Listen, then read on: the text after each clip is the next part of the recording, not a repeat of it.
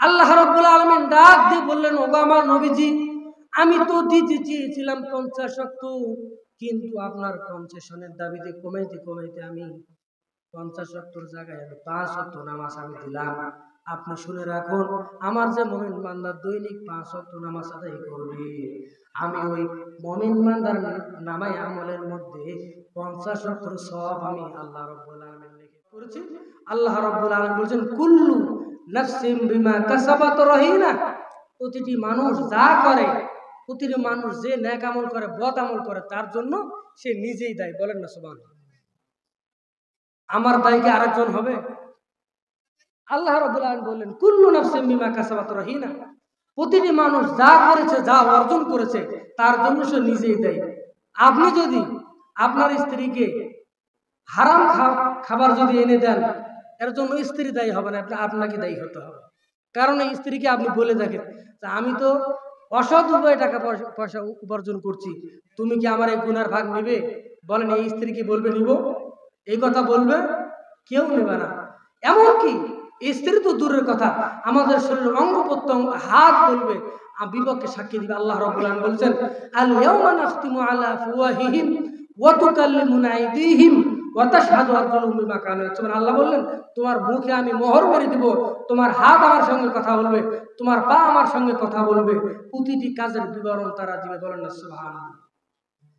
শুধু হাত পা নয়, শরীরের চামড়া পর্যন্ত মানুষের বিপক্ষে সাক্ষী হয়ে যাবে। আল্লাহ রাব্বুল আলামিন কোরআন মাজিদের মধ্যে বলছেন, ওয়া ক্বালু লিজুলুদিহিম লিমা শাহিদতুম আলাইনা ক্বালু আনতাকানাল্লাহুল্লাযী আনতাকা কুল্লি শাই। আল্লাহ রাব্বুল আলামিন বলছেন, কিয়ামতের দিন এই চামড়া যখন মানুষের বিপক্ষে সাক্ষী দিবে, তখন মানুষরা বলবে, আহারে শরীরের চামড়া, তোমার জন্য সাফার বাজার থেকে সুন্দর সুন্দর শ্যাম্পু আমি কিনে আনতাম, আমি যখন ঢাকাতে যখন যেতাম, ঢাকার থেকে ভালো ভালো দামি ব্র্যান্ডের শ্যাম্পু আমি তোমার জন্য আনতাম, এত সাবান দিয়ে আমি তোমাকে চকচক করে রাখতাম, তুমি কি জন্য আমার বিপক্ষে সাক্ষী দিচ্ছ? তখন ওই চামড়া নিজেরাই জবাব দিবে। আল্লাহ পাক রব্বুল আলামিন তখন ওই চামড়ার জবান খুলে দিবেন, চামড়া তখন বলতে থাকবে, আল্লাহ রব্বুল আলামিনই আজকে আমার বিপক্ষে, তোমার বিপক্ষে সাক্ষী দেওয়ার জন্য আমাকে আদেশ দিয়েছে। চামড়া পর্যন্ত আমাদের বিপক্ষে সাক্ষী দিবে। এই জন্য কুল্লু নাফসিন বিমা কাসাবাত রহিনা, আমরা কিন্তু আবদ্ধতার মধ্যে আছি। আমরা যা করব সবকিছু আমাকে নিজেই বহন করতে হবে। লা তাজিরু ওয়াজরাতু উযরা উখরা, একজনের বোঝা আরেকজন বহন করবে না। আল্লাহ রাব্বুল আলামিন বলেন, কুল্লু নাফসিন বিমা কাসাবাত রহিনা ইল্লা আসহাবাল ইয়ামিন, কেবলমাত্র ডানপন্থী যারা হবে তাদের ব্যাপারটা ভিন্ন। আল্লাহ রাব্বুল আলামিন এখানে একটা সুন্দর ঘটনা তুলে দিয়েছেন। আল্লাহ রাব্বুল আলামিন বলছেন, জান্নাতীরা জান্নাতে যাওয়ার পর, জাহান্নামীরা জাহান্নামে যাওয়ার পর তাদের একটা দেখা সাক্ষাৎ হবে। বলবেন কি হবে? দেখা সাক্ষাৎ হবে। জান্নাতীরা জান্নাতে যাওয়ার পর জাহান্নামীরা যখন জাহান্নামে চলে যাবে, জান্নাতি ব্যক্তিরা তখন জান্নাতের বেলকুনিতে বসে সুন্দর সুন্দর গল্প করবে। তাদের চেয়ারগুলি থাকবে স্বর্ণের চেয়ার, সুন্দর সুন্দর ছোট বাচ্চারা তাদের খেদমতে থাকবে। গল্প গুজব করতে করতে তাদের চোখ চলে যাবে জাহান্নামের দিকে। তারা দেখবে আমাদের আত্মীয় স্বজন, আমাদের পাড়া প্রতিবেশী, সাপাহারের বাজারে আমরা একসঙ্গে হাট করেছি, বাহাপুরের মসজিদে একসঙ্গে নামাজ পড়েছি, কিন্তু ওই বান্দারা আমরা সব সময় একসঙ্গে চলেছি, তারা কি জন্য জাহান্নামে গেল? ওই জান্নাতি ব্যক্তিরা তখন জান্নাত থেকে বের হয়ে জাহান্নামের যে ফেরেশতা আছে তাকে বলবে, মা সালাকাকুম ফি সাকার, এই লোকগুলো কি জন্য জাহান্নামে আসলো? জাহান্নামের ফেরেশতারা তখন বলল, তোমরা তাদেরকে জিজ্ঞেস করো কি জন্য ওই ব্যক্তিগুলি জাহান্নামে আসলো। আল্লাহ পাক রব্বুল আলামিন কি সুন্দর করে কোরআন মাজিদে দিয়েছেন, ওই জান্নাতি বান্দারা যখন চলে যাবে জাহান্নামীদের কাছে, তখন গিয়ে বলবে, মা সালাকাকুম ফি সাকার, তোমরা কি জন্য জাহান্নামে আসলে? তোমরা তো আমার সাথী ভাই ছিলে, পাড়া প্রতিবেশী ছিলে, বন্ধু ছিলে, কি কারণ তোমরা, তোমাদের কারণটা কি জাহান্নামে আসার? তখন তারা চারটা উত্তর দিবে। জোরে বলেন কয়টা? চারটা উত্তর তারা দিবে। আল্লাহ রাব্বুল আলামিন সেই কথাটা কোরআন মাজিদে সূরা আল মুদ্দাসসিরের মধ্যে দিয়েছেন, যে আয়াতে কারিমা আমি তেলাওয়াত করেছি। ওই জাহান্নামীরা তখন বলবে, আমরা জাহান্নামে আসার কারণ হলো, তখন তারা বলবে, ক্বালু লাম নাকু মিনাল মুসাল্লিন, ওই জাহান্নামীরা তখন বললেন লাম নাকু মিনাল মুসাল্লিন, আমরা দুনিয়াতে মুসল্লি ছিলাম না। কি ছিলাম না? জোরে বলতে হবে, কি ছিলাম না? মুসল্লি ছিলাম না, তার মানে নামাজ আদায় করতাম না। এক নম্বর জাহান্নামে যাওয়ার কারণ হলো ওই জাহান্নামীরা বলবে লাম নাকু মিনাল মুসাল্লিন, আমরা দুনিয়াতে নামাজ আদায় করতাম না, নামাজ যারা আদায় করে তাদের পক্ষে আমরা থাকতাম না। আজকে দেখবেন যারা নামাজ কায়েমের আন্দোলন করে তাদের বিপক্ষে লোক আসে না, না তাদের বিপক্ষে লোক আসে না। জোরে বলতে হবে। নামাজ হচ্ছে মুসলমান জীবনের সর্বশ্রেষ্ঠ ইবাদত। রাসূল বলেছেন লা দীনা লিমান লা সালাতা লাহু, যার কাছে নামাজ নাই, তার কাছে ঈমান নাই, চরিত্র নাই, তার কাছে কোনো কিছু নিরাপদ নয়। মান তারাকা সালাতা মুতাআম্মিদান ফাকাদ কাফারা, যে ব্যক্তি ইচ্ছে করে একটা ওয়াক্ত নামাজ ছেড়ে দেয় সে কাফের হয়ে যায়। রাসূল বলেছেন আকরাবুল আবদু মির রাব্বিহি ওয়া সাজিদ, বান্দা যখন সিজদা দেয় তখন আল্লাহর নিকটবর্তী হয়ে যায়। জোরে বলেন সুবহানাল্লাহ। বান্দা যখন সিজদা দেয় আল্লাহর নিকটবর্তী হয়ে যায়। কিন্তু আমরা এই নামাজ আজকে আমরা পড়ছি না, অথচ জাহান্নামরা তখন চারটা কারণ বলবে ওই জান্নাতি ব্যক্তিদেরকে, বলবে আমরা লাম নাকু মিনাল মুসাল্লিন, আমরা তো দুনিয়াতে মুসল্লি ছিলাম না, নামাজ আদায় করতাম না, আমার ঘর ছিল, সংসার ছিল, ছেলে মেয়ে ছিল, বউ বাল বাচ্চা সব ছিল, আমার ক্লাবে গিয়ে আড্ডা, দোকানদারে বসে আড্ডা, আমাকে তাস খেলতে, ক্যারাম বোর্ড খেলতে কোনো কাজে কিন্তু ছিল না। আমি নামাজের সময় ক্যারাম খেলেছি কিন্তু নামাজের সময় নামাজে আসতাম না। এরকম উত্তর দিবে। এই জন্য আপনারা কি চান সে জাহান্নামে যেতে? জাহান্নামে যদি আমরা যেতে চাই, এটা কি মানুষের কাম? জাহান্নামের আওয়াজ আমরা আযাব সহ্য করতে পারবো? এই জন্য আমরা জাহান্নামে যেন না হই, জাহান্নাম থেকে যেন আমরা বেঁচে যাই, এই জন্য আল্লাহ রাব্বুল আলামিন ওই প্রশ্নগুলো তুলে দিলেন। ওই জাহান্নামীরা তখন বলবে লাম নাকু মিনাল মুসাল্লিন, আমরা তো মুসল্লি ছিলাম না। নামাজ এমন একটা গুরুত্বপূর্ণ ইবাদত।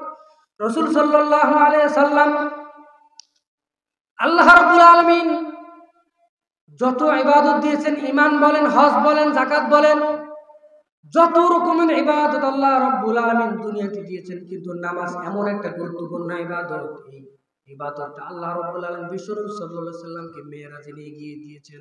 সুবহানাল্লাহ বলেন। সব আমল আল্লাহ রাব্বুল আলামিন দুনিয়াতে দিয়েছেন, কিন্তু নামাজ এত বড় গুরুত্ব, সরাসরি রাসূলকে মেরাজে নিয়ে গিয়ে নামাজ উপহার দিয়েছেন।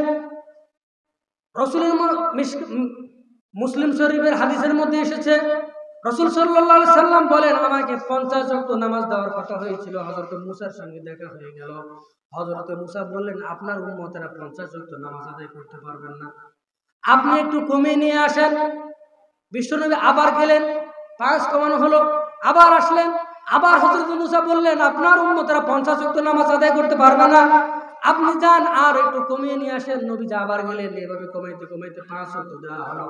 হযরত মুসা বললেন 50 ওয়াক্ত নামাজের ক্ষেত্রে যখন কমাইতে কমাইতে 5 দেওয়া হলো, 5 ওয়াক্ত নামাজও আপনার উম্মতেরা করতে পারবে না, আপনি আরেকবার যান আর একটু কমিয়ে নিয়ে আসেন। রাসূলুল্লাহ বলেন আমাকে এখন আল্লাহ রাব্বুল আলামিনের কাছে যাইতে শরম করে, আমি কিভাবে যাই আরো কমানোর কথা বলি। রাসূলুল্লাহর এই মনোভাব আল্লাহ রাব্বুল আলামিন বুঝতে পারলেন। আল্লাহ রাব্বুল আলামিন ডাক দিয়ে বললেন ওগো আমার নবীজি, আমি তো দিতে চেয়েছিলাম 50 ওয়াক্ত, কিন্তু আপনার কনসেশনের দাবিতে কমাইতে কমাইতে আমি 50 ওয়াক্তর জায়গায় আমি 5 ওয়াক্ত নামাজ আমি দিলাম।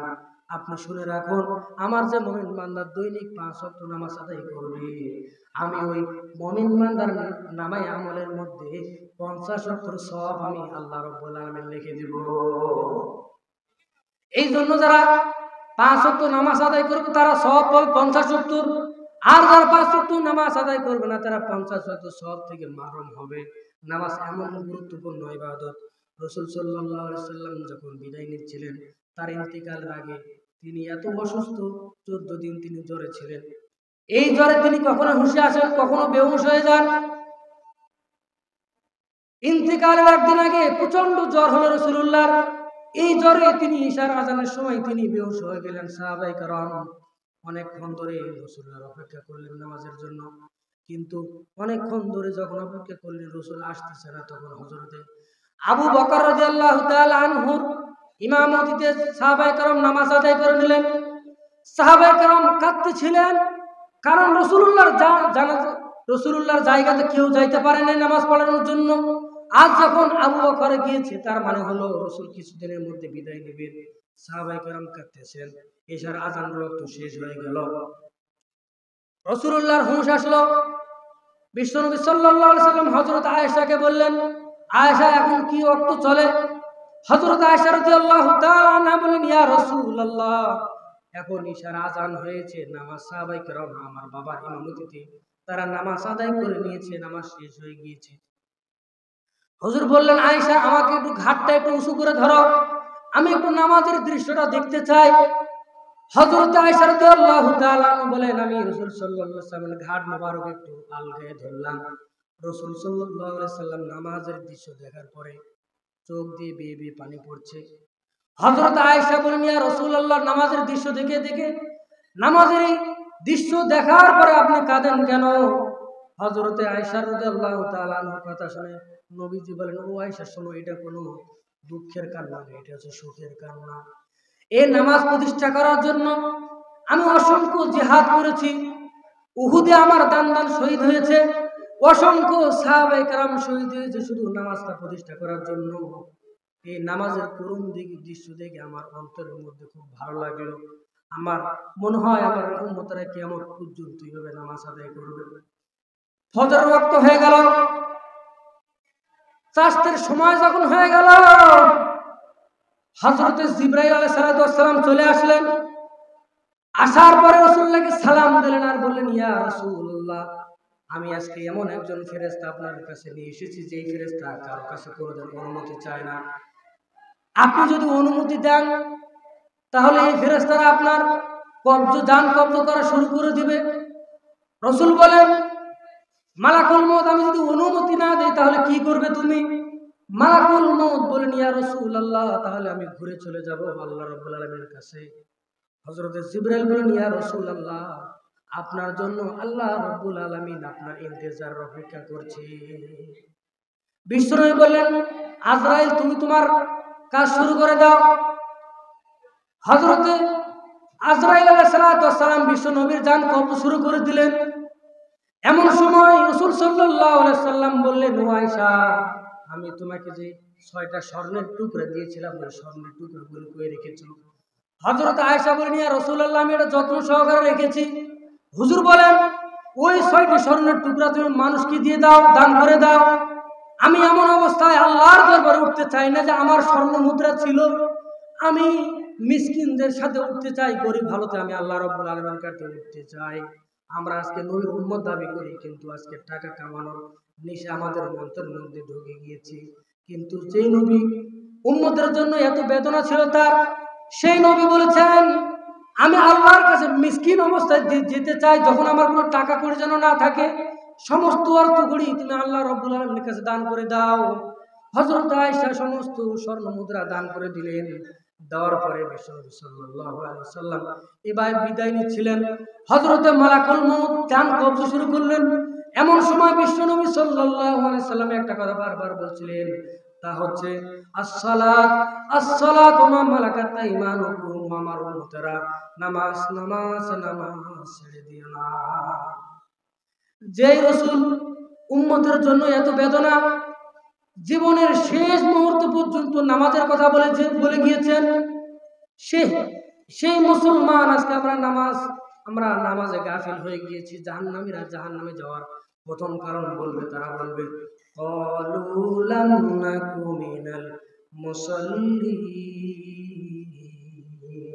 তারা বলবে আমরা নামাজ আদায় করতাম না।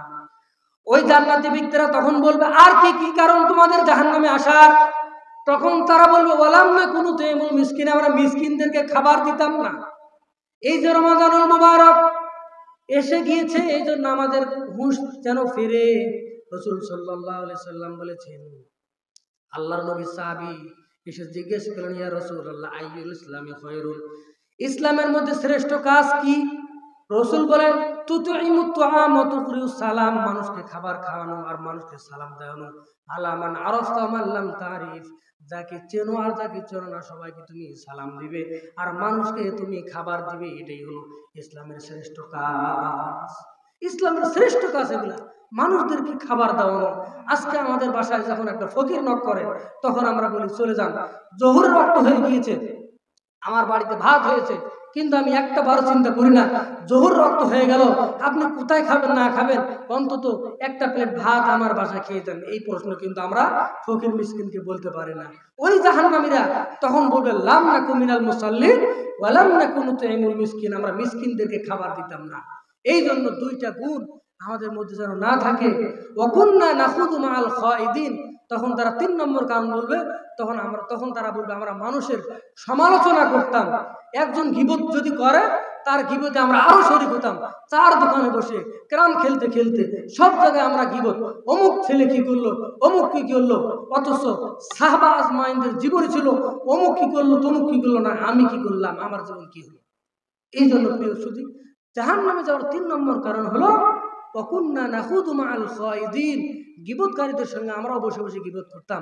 এটা আমার মা বোনদের মধ্যে বেশি দেখবেন, এক কথা বলে দিবে আর তুমি আর কাউকে বলো না এই কথা, আমি এইভাবে এমন এক কথা বলবে, বলবে বু আর কাউকে বসে না এই কথা, আমি কেমন তো কি করবো, এরকম বলে কি বলে না? এইভাবে পুরা পুরা গ্রাম ছড়ে যায়। কিন্তু রসুল বলেছেন এগুলা যারা কথা লাগালাগি করে জাহান্নামে যাওয়ার 3 নম্বর কারণ।